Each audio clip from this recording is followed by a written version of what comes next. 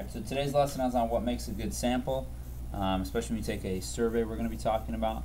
And so why do we need to take a sample when we're taking a survey? Is that when we're collecting data, it is very difficult to ask every person in that population.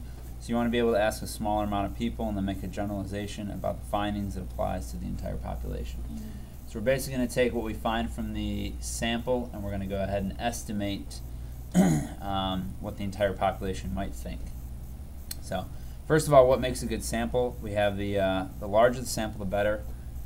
Obviously, we can't sample everybody because that would be a huge amount of people in a survey. So we take our sample, but you don't want to just sample 5 people out of maybe 2,000. You want to do a fair number of people. Just like probability, the larger the sample or the more trials you do, the closer you're going to go ahead and get to the theoretical probability. And same goes with the sample. The more people you sample, the closer you're going to get to the actual results.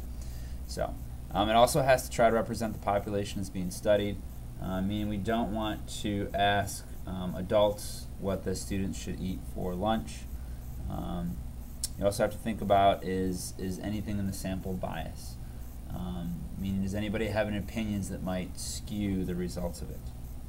So what makes a random sample? A sample setup so that each member of the target population has an equally likely chance of occurring. So we'll talk about that in some of our examples.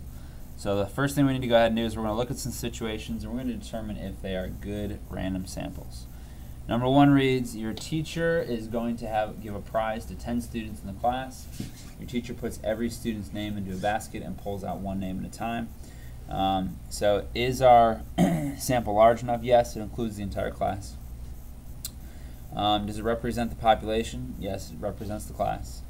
And is the sample have any bias? No, we're just pulling names out of a hat, so there's really no bias to that. Or a basket. So we'd say yes, every student in the class is included and given a fair chance.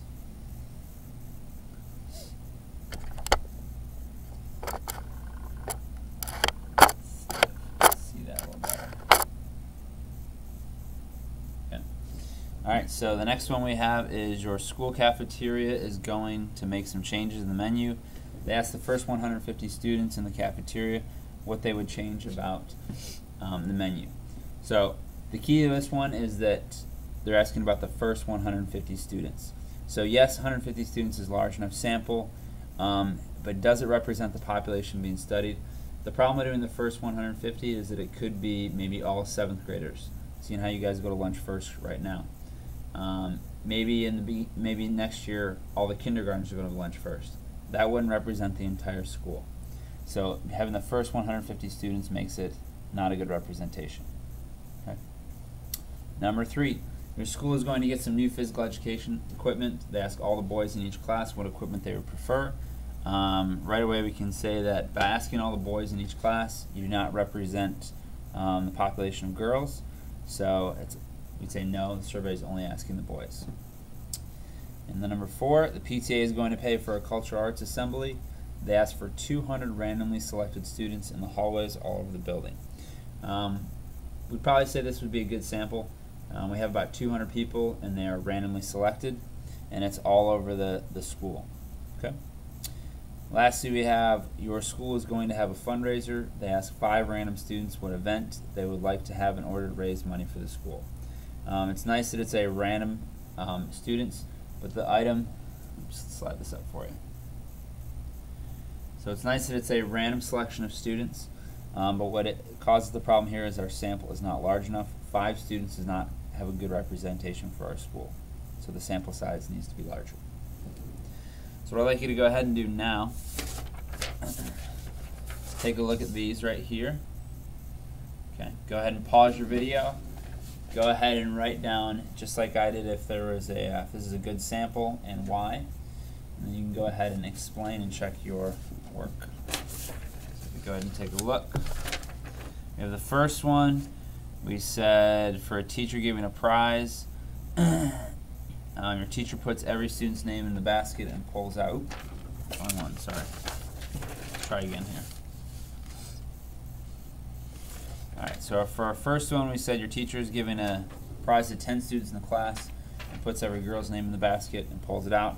So we'd say no, This one's not correct because the boys are not included. Number 2 asks about menu changes at your school again.